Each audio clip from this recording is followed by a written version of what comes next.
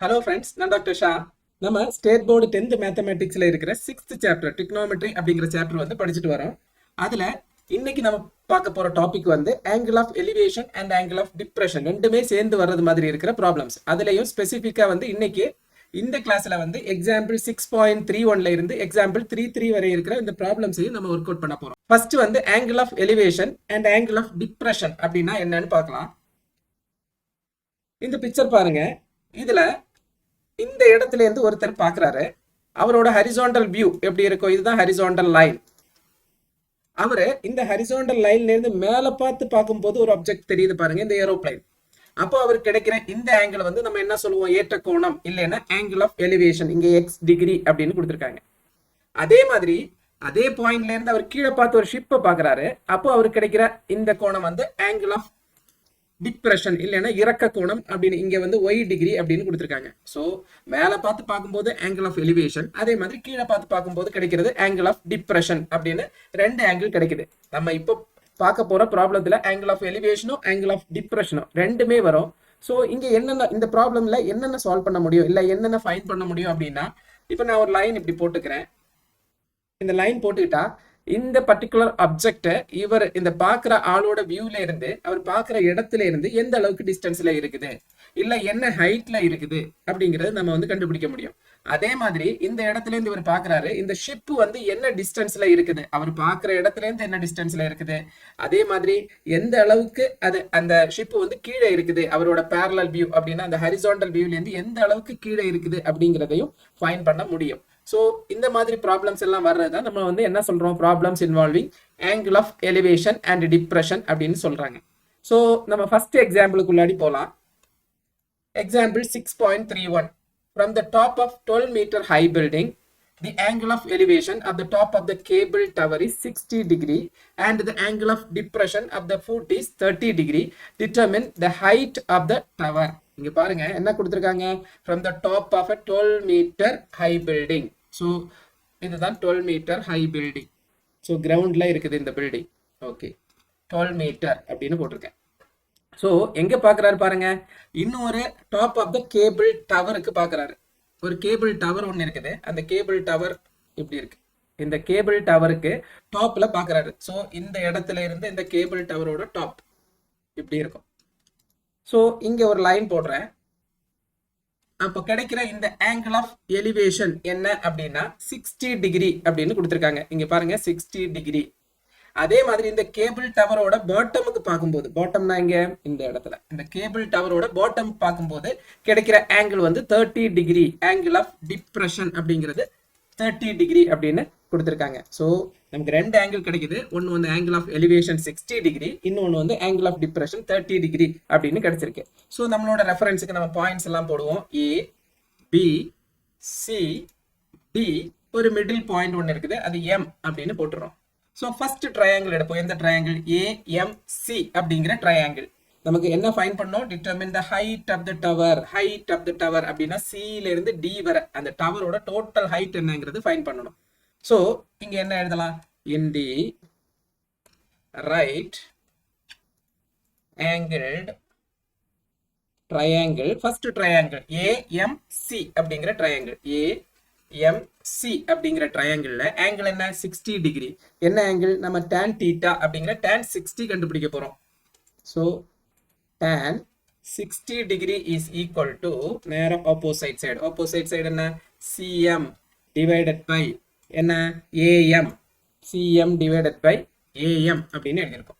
So tan 60 degree என்ன? √3. √3 equal to CM divided by AM அப்படின்னு எழுதியிருக்கோம். இங்க நான் கிராஸ் மல்டிப்ளை பண்றேன். AM is equal to CM divided by √3 அப்படின்னு எழுதியிருக்கேன். இது equation number 1. ஸோ நமக்கு என்ன கிடைச்சிருக்கு? AM is equal to CM divided by √3 அப்படின்னு எழுதியிருக்கேன். ஸோ இன்னொரு ட்ரையாங்கிள் இருக்கு. எந்த ட்ரையாங்கிள் பாருங்க? AMD அப்படிங்கிற ட்ரையாங்கிள். இங்க பாருங்க, AMD அப்படிங்கிற ட்ரையாங்கிள். இந்த ட்ரையாங்கிள் எழுதுவோம். in the right angled triangle AMD அப்படிங்கிற ட்ரையாங்கிள்ல தீட்டாவோட வேல்யூ என்ன? 30 degree. So tan 30 degree equal to opposite side. Opposite side என்ன MD divided by AM அப்படின்னு கிடைச்சிருக்கு. MD divided by AM. இங்க எழுதுனேன் tan 30 degree என்ன 1 by root 3. 1 by root 3 equal to MD divided by AM அப்படின்னு எழுதியிருக்கேன். So AM cross multiply பண்றேன். என்ன கிடைக்குது? AM is equal to MD இங்க பாருங்க M ல இருந்து D வரையான இந்த டிஸ்டன்ஸ் MD. ஆனா இங்க நம்மளுக்கு என்ன கொடுத்திருக்காங்க? height of the building 12 அப்படின்னு கொடுத்திருக்காங்க. இதே height தான் MD அப்படிங்கிற height. சோ இந்த இடத்துல நான் 12 ன்னு எழுதிறேன். சோ MD க்கு பதிலா என்ன எழுதலாம்? 12 அப்படின்னு எழுதலாம். MD க்கு பதிலா 12 எழுதியிருக்கேன். இந்த √3 மேல போகும்.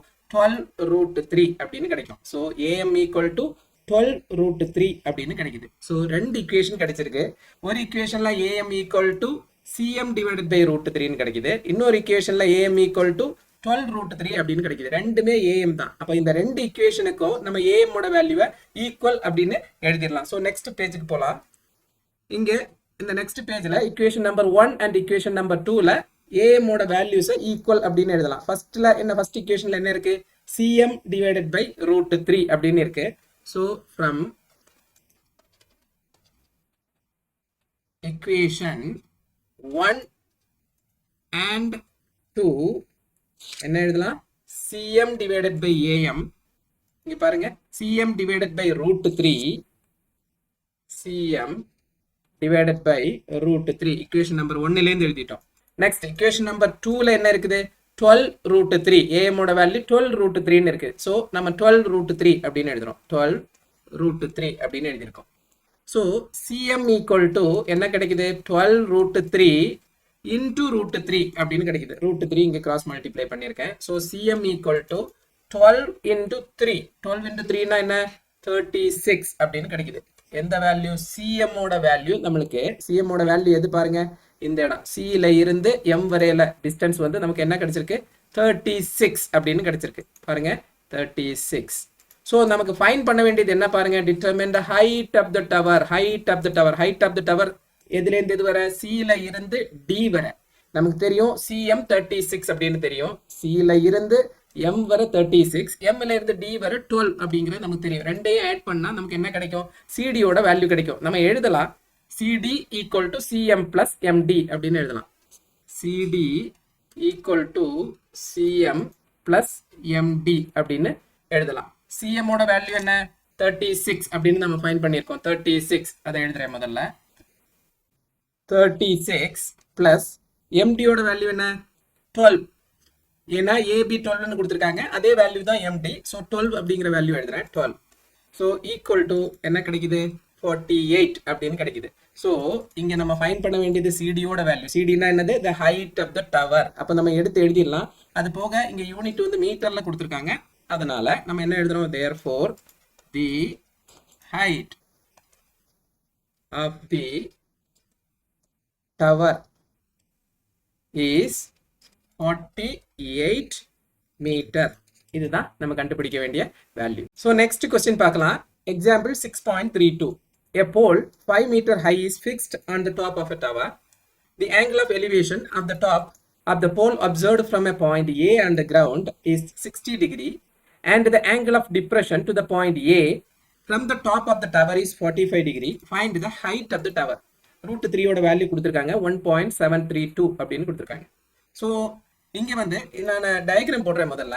கிரவுண்ட் லெவல், இதுதான் கிரவுண்ட் லெவல். ஒரு டவர் ஒன்று இருக்கு. இதுதான் டவர். கிரவுண்ட்ல ஒரு டவர் ஒன்று இருக்கு. அந்த டவரோட ஹைட் இது. அதுக்கு மேல ஒரு 5 மீட்டர் போல் ஒன்று இருக்கு. இங்க பாருங்க, இந்த டவருக்கு மேல தான் என்ன இருக்கு? 5 மீட்டர் போல் ஒன்று இருக்கு டவருக்கு மேல. ஸோ கிரவுண்ட்ல இருக்கிற ஒரு பாயிண்ட், எந்த பாயிண்ட்? ஏங்கிற ஒரு பாயிண்ட்டுக்கு the angle of elevation of the top of the pole observed from the point A.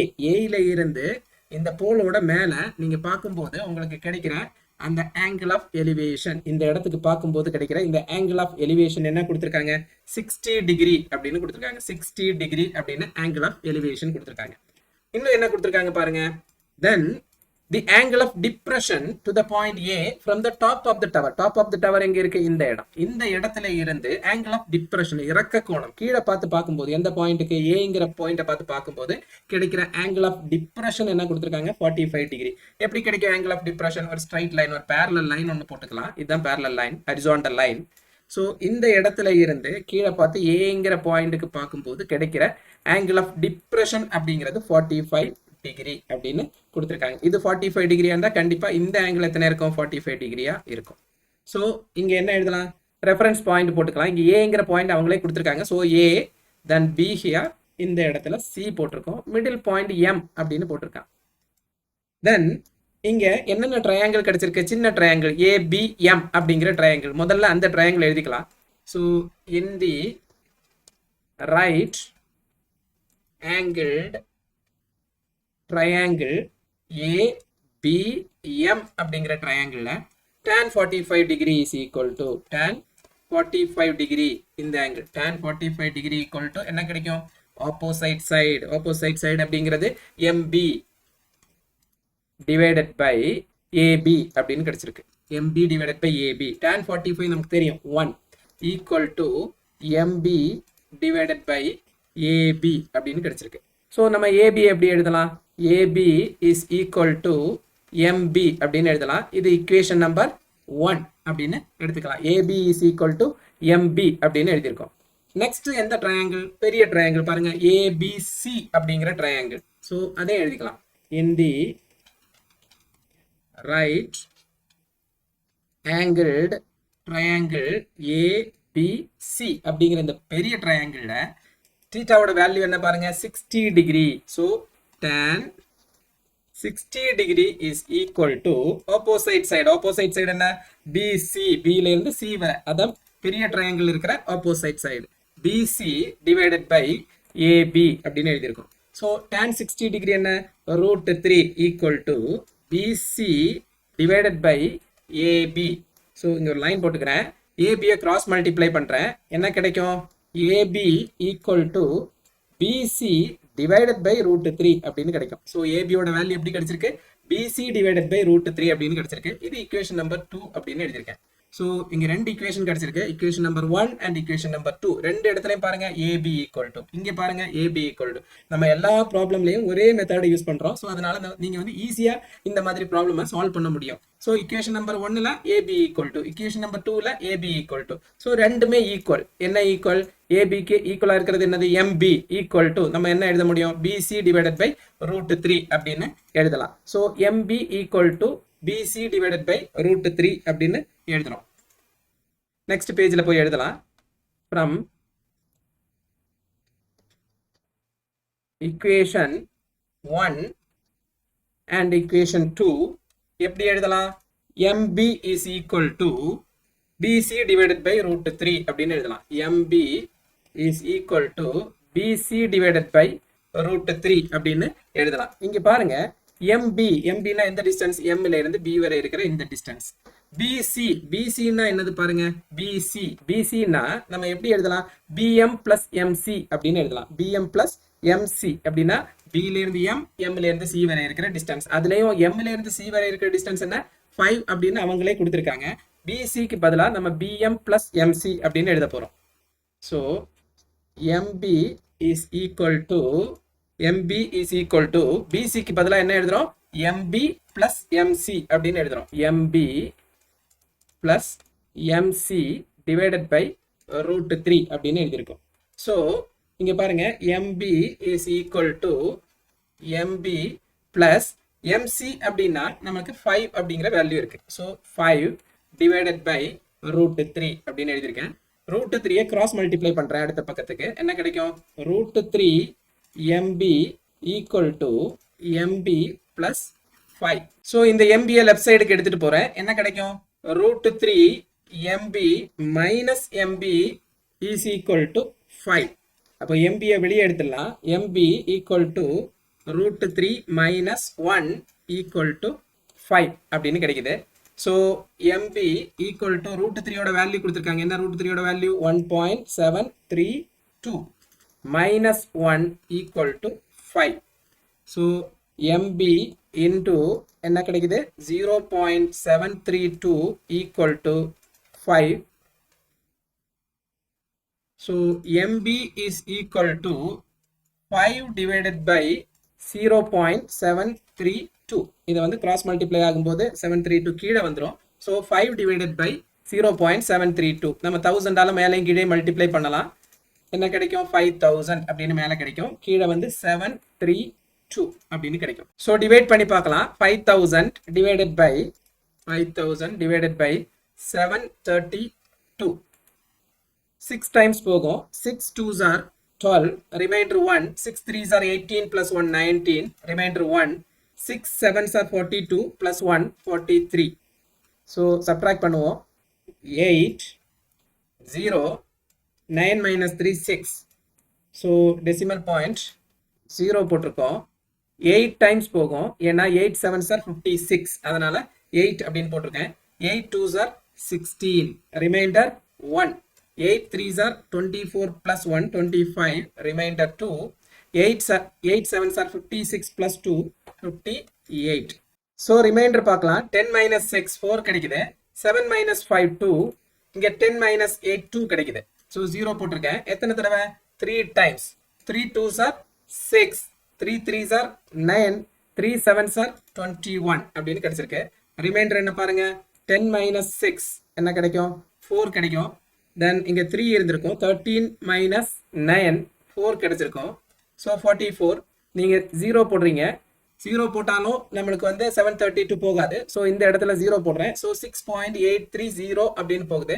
2 decimal பிளேஸுக்கு எழுதுறதுக்கு இந்த அளவுக்கு டிவைட் பண்ணா போதும். ஸோ 6.83 அப்படின்னு கிடைச்சிருக்கு. எந்த வேல்யூ, எம்பிங்கிற வேல்யூ. நீங்க பாருங்க, இங்க நம்ம ஃபைண்ட் பண்ண வேண்டியது find the height of the tower. Height of the tower, டவருங்கிறது தான் எம்பி அப்படிங்கிறது. டவருக்கு மேல தான் போல் இருக்கு.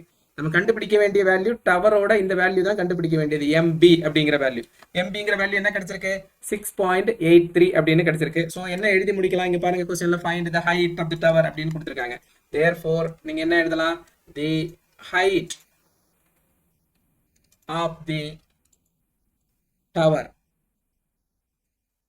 இஸ் 6.83 மீட்டர் அப்படின்னு எழுதி முடிச்சிடலாம்.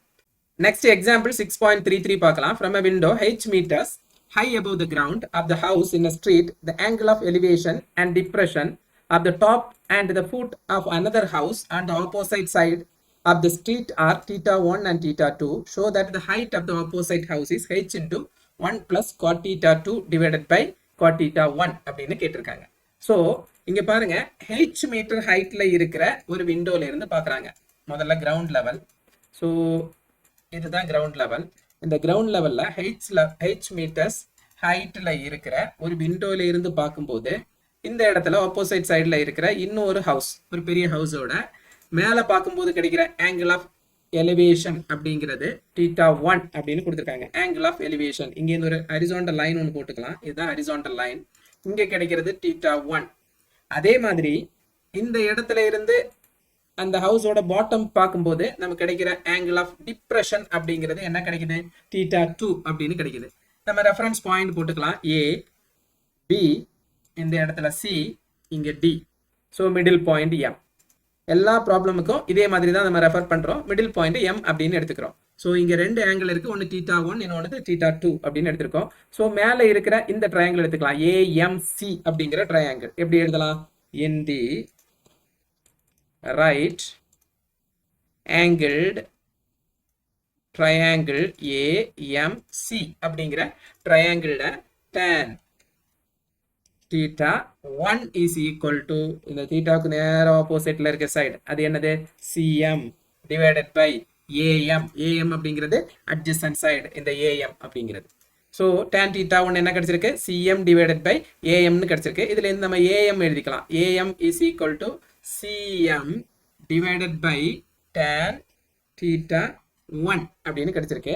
இப்போ பாருங்க, இங்க நமக்கு கண்டுபிடிக்க வேண்டிய இந்த ஆன்சர்ல என்ன கொடுத்திருக்காங்க, cot theta 1 cot theta 2 அப்படின்னு கிடைக்குது.